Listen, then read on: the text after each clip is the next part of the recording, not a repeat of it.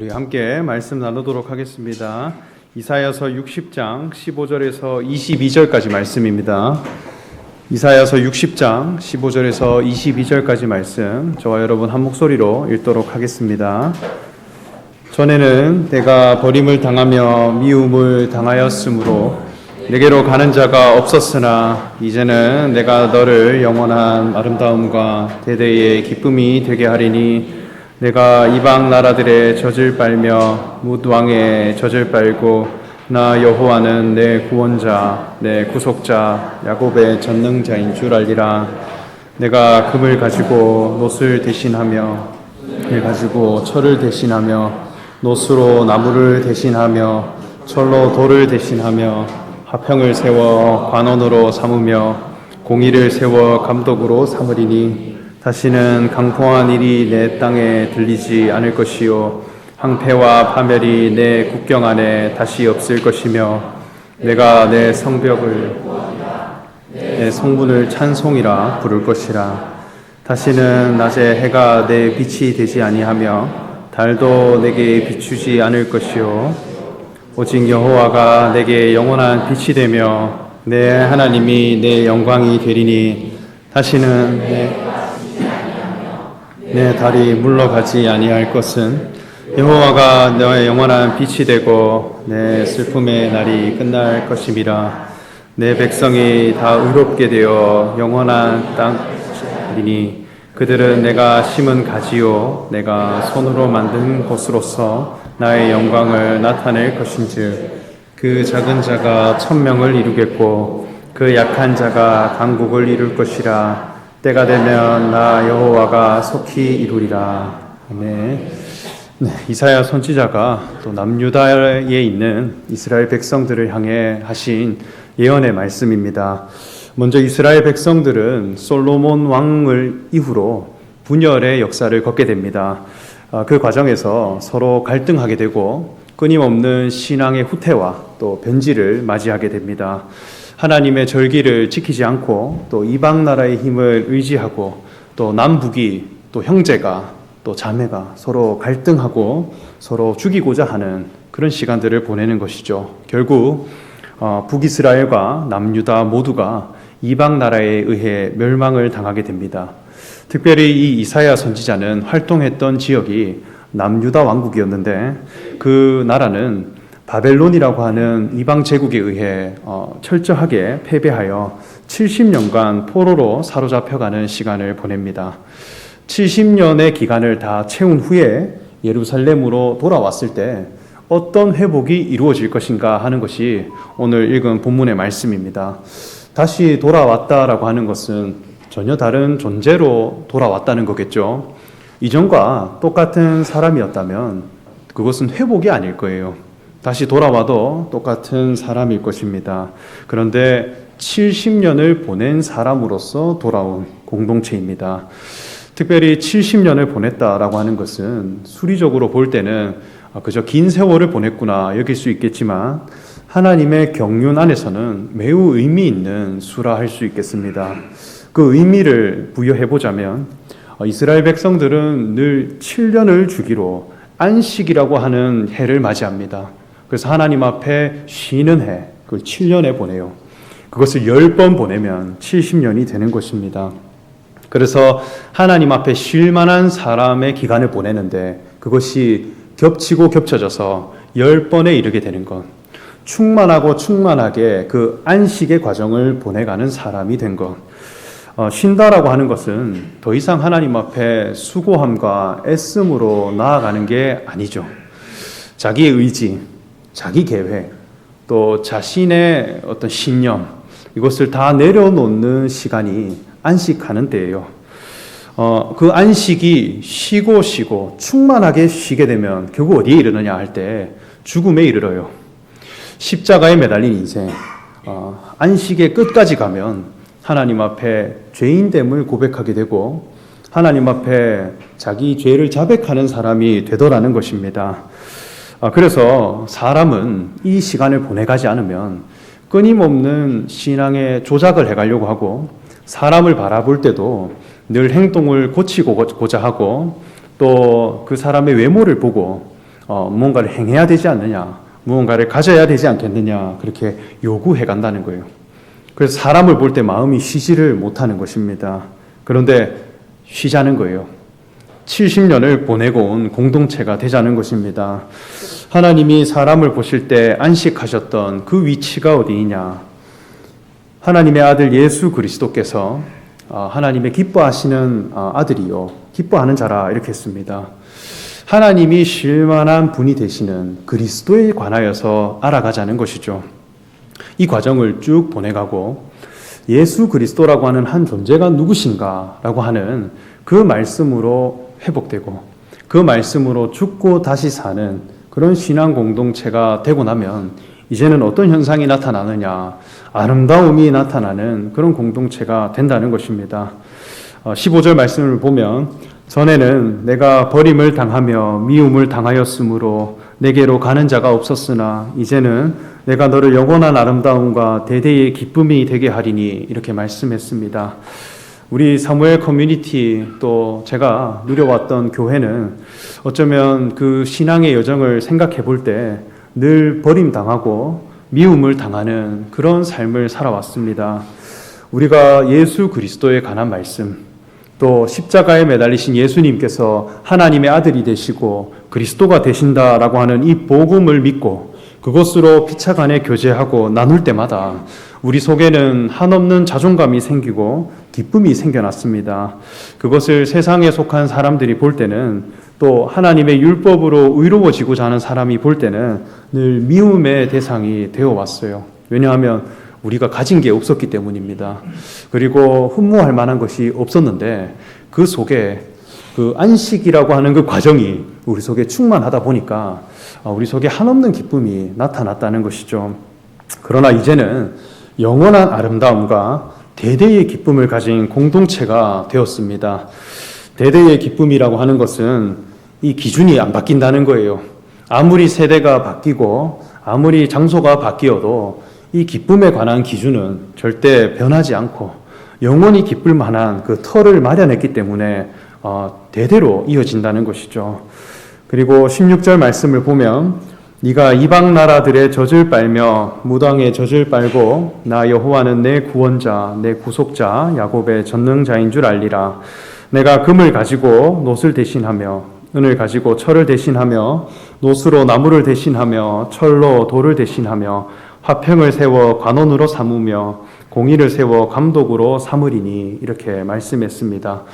이방 나라들의 젖을 빨고 무당의 젖을 빤다는 것은 세상의 모든 가치로움과 세상이 볼 때 훌륭한 어떤 소유들과 가치 기준들도 여호와 하나님이 누구신가를 드러내는데 다 쓰일 수 있는 그런 공의가 나타나는 것입니다.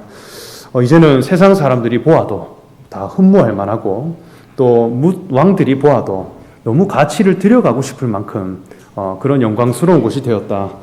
또 금을 가지고 놋을 대신하고 은을 가지고 철을 대신한다라고 하는 것은 무언가를 대신해 줄 수 있는 가치가 생겼다는 거예요. 이것은 더 나은 신앙은 어디인가, 더 나은 그 한 발짝 앞에 세계는 무엇인가 하는 것을 우리가 제시해 줄 수 있는 사람이 된 것입니다. 세상 사람들이 왔을 때도 그 세상 사람들이 가진 가치관보다 훨씬 탁월한 그 세계는 어디인가, 또 하나님의 율법을 가진 사람, 내가 하나님을 안다 여기는 사람도 우리를 만나면 더 나은 신앙은 무엇인가 하는 것을 제시받을 수 있는, 그래서 우리는 늘 대신해 줄 수 있는 귀한 가치를 가진 사람이 된 것입니다. 돌을 가진 사람에게서는 은을 제시해 줄 수 있고 또 철을 가진 사람 앞에서는 금이라고 하는 가치를 제시해 줄 수 있는 그런 사람이 된 것입니다. 제가 한 해 동안 목회를 하면서 사무엘 동산 안에 정말 많은 손님들을 맞이했는데 우리 커뮤니티에 있는 캠퍼스, 그리고 예배, 크리스천 스쿨, 또 영어 캠프, 바이블 스테이, 이것을 보면 늘 내가 가진 생각보다 앞서고 있구나라고 하는 것을 다 발견하고 돌아갑니다. 봉사에 자신 있어 하는 분들은 더 나은 접대, 더 나은 섬김이 무엇인가 하는 것을 우리 교회 식구들을 통해 배우고, 교육에 자신 있어 하는 분들은 우리를 보고 더 온전한 교육은 무엇인가 하는 것을 보게 되는 그런 손님들을 정말로 저는 많이 보고 경험했습니다. 이제는 우리가 버림당하고 미움당하는 것이 아니라 더 아름다움을 가지고 더 온전한 영광을 가지고 지혜와 공의를 가진 교회가 되었다 여겨져서 너무 감사한 시간이었습니다. 그런데 이 모든 영광스러움은 어디로부터 오는가? 여호와가 우리의 빛이 되었기 때문이다 말씀합니다. 19절의 말씀을 보면 다시는 낮의 해가 내 빛이 되지 아니하며 달도 내게 빛을 비추지 않을 것이요 오직 여호와가 내게 영원한 빛이 되며 내 하나님이 내 영광이 되리니 다시는 내 해가 지지 아니하며 내 달이 물러가지 아니할 것은 여호와가 내 영원한 빛이 되고 내 슬픔의 날이 끝날 것임이라 말씀했습니다. 우리가 낮의 해와 밤의 달을 쳐다보는 것, 그것이 우리의 빛이 되지 않는다는 거예요. 이것은 하나의 현상계이고 하나의 물질계 속에서 내가 살아가는 삶의 현실 속에서 나를 옥죄고 내가 볼 때 밝다 여겨지는 것들, 그것이 이제 나의 영광이 되는 것이 아니더라는 거예요. 오히려 여호와가 우리의 빛이 된다. 내 인생을 비추고 내 인생을 영광스럽게 하고 또 나라고 하는 사람을 인생의 빛을 밝혀줄 수 있는 그 존재는 누구이냐? 여호와 하나님이라는 거예요. 이 여호와의 이름은 존재의 신이라는 뜻을 가지고 있습니다. 무엇을 가진 분도 아니고 무엇을 행하는 분도 아닙니다. 나는 나이다. 스스로 있는 자이다. 이것은 존재에 대해 관심을 가진 분이라는 것입니다. 존재에 대한 의미를 바꾸고 존재에 대한 가치를 바꾸시는 분, 이게 하나님의 일이고 하나님의 관심입니다. 내가 살아가는 삶의 목적과 나는 누구인가라고 하는 자아의 의문, 이것을 바꾸어 가시고 이것이 바뀌었을 때 기뻐하시고 이것을 변화되는 것을 보고 하나님이 안식하시고 쉬는 분이라는 거예요. 그래서 하나님의 아들 되신 예수 그리스도를 의로 삼으셨다. 이것은 아들이라고 하는 존재 가치를 보고 판단하시는 분이라는 거예요. 그분이 우리의 빛이 되었다라고 하는 것은 그 여호와가 가진 안목이 내 안목이 되고 그 여호와가 가진 가치 기준이 내 삶의 가치 기준이 되고 그분의 삶의 목적이 내 목적이 되는 그런 삶이 되는 게 빛이 되는 거겠죠.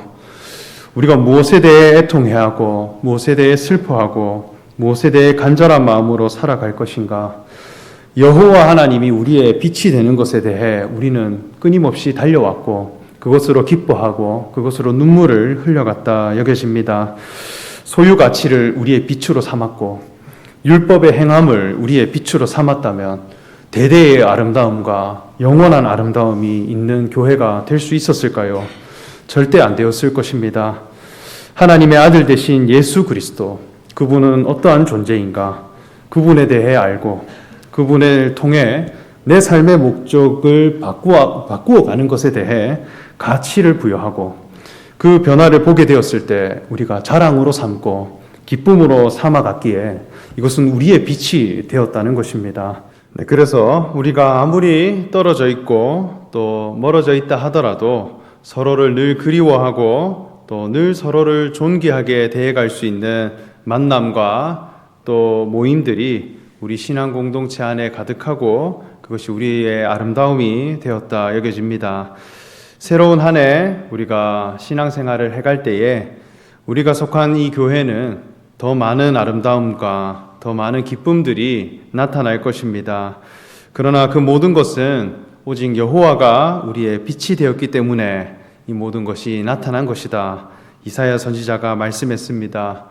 무엇이 나의 참된 빛인가? 그것을 늘 찾아가시는 저와 여러분 그리고 온 교회 성도님들이 되시기를 소망하며 말씀을 전합니다.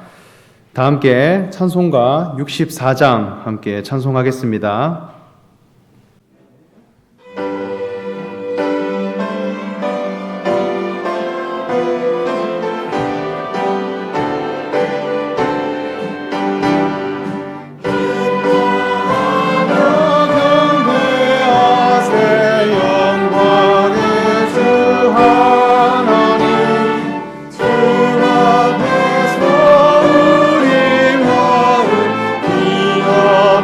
나를